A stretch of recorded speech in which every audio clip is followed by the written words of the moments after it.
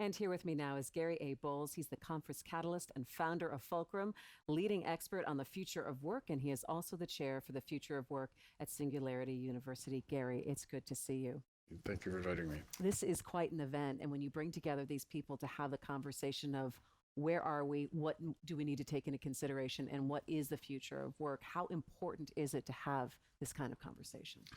So obviously the headlines nowadays are full of the range of different perspectives, from robots and software taking our jobs to the impact of inequality or whether that even exists. And so what we find is that really the future of work is about the present. It's the dynamics that we all see, and then we hear about so many of these different technologies and issues related to our economy, and we project out into the future. And because the pace of change is so rapid and the fog is so thick down the highway, it just creates a huge amount of concern and angst. And so we want people to understand, no, these are all understandable dynamics, and let's come together and let's actually design the future that we want. What are some of the misconceptions that people have about what is going to happen in the future workforce? So I don't call myself a futurist, so I have no crystal ball, but I am a fan, having been in the technology arena since 1984. I'm a fan of just understanding cycles and the ways that we ultimately see the impact on arenas like the world of work, the world of education. So the first one is robots and software don't take jobs. Humans give them away. Robots and software just automate tasks. And a human decides, do all those tasks add up to a job that might evaporate? But what we see, even though the data is starting to be pretty clear that there has been an impact on manufacturing jobs by automation, but there also has been a huge impact because of international trade and production in other countries.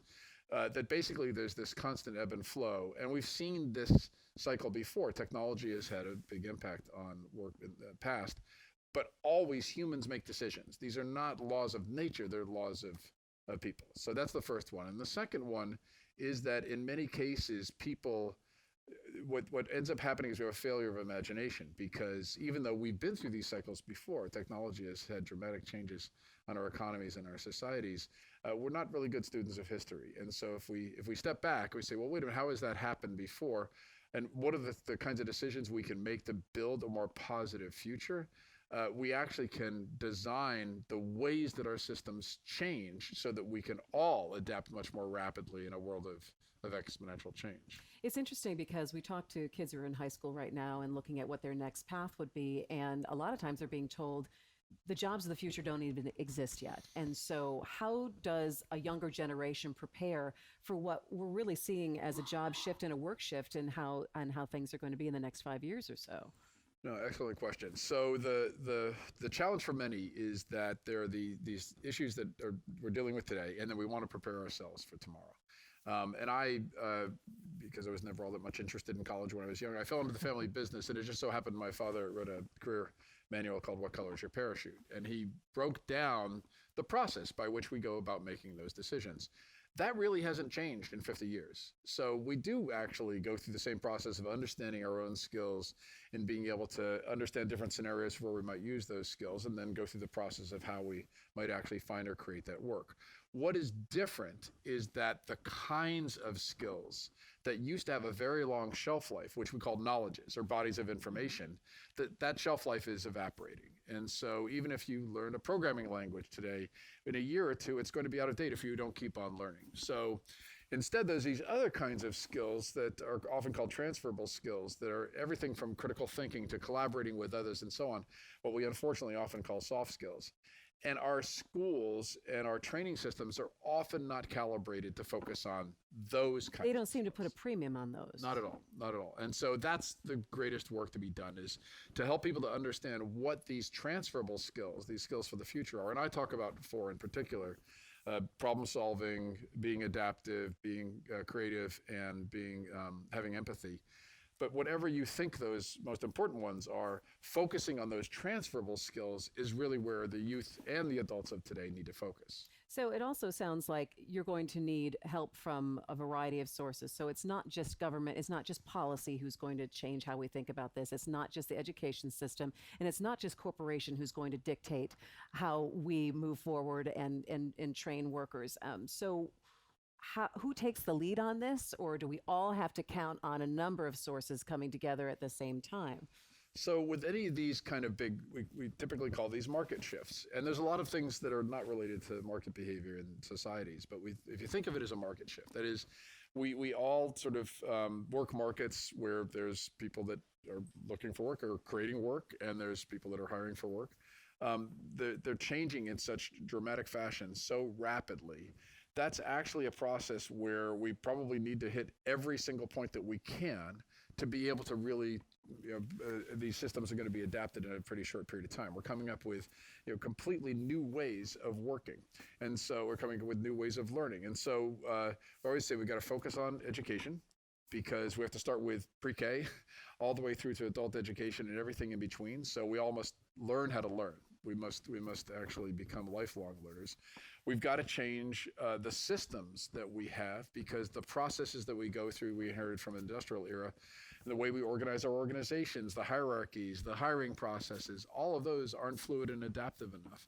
And then, yes, policy. We need to actually figure out where we can put the lever. That's why we call our initiative Fulcrum. How can you actually build adaptive policies so that you can encourage the kind of behavior? People will be able to find or create meaningful work. Employers will have the talented people that they need. But all of that will be broadly beneficial to society and not just to a small number. Make it easier for them to be able to do it. So if I'm a worker, though, say in my 30s, and we really have this, I don't know, this job market or this timing in our lives with a younger generation that they're not going to be in the same job that maybe for the next 30 years, that they're going to be switching and transferring. As a worker, if I'm in my late 20s or so, what should I be thinking about? What should I be taking into consideration? And what should I be looking for in maybe the company that I work for to see that my company is on top of where things are going? So there's a number of things that, from a process standpoint, that we think of as part of being a lifelong learner, a lifelong worker.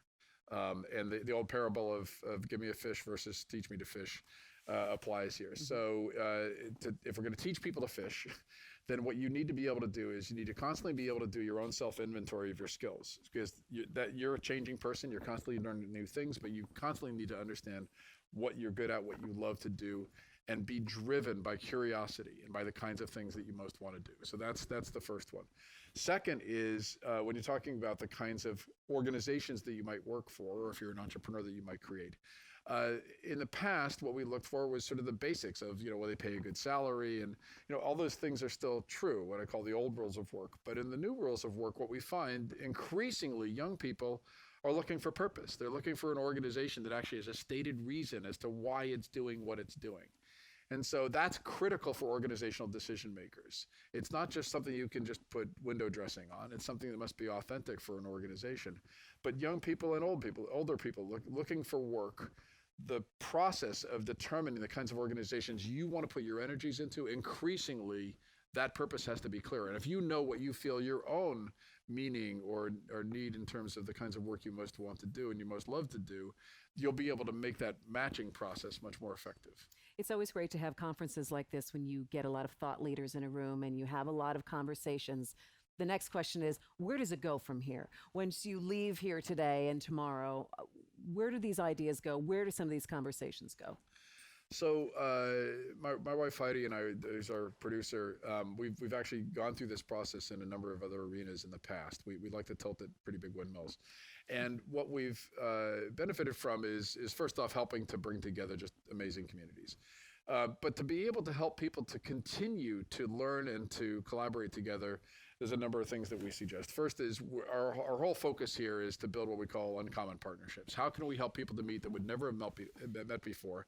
How can they understand what each of their goals are and put together the kinds of relationships that allow them to collaborate?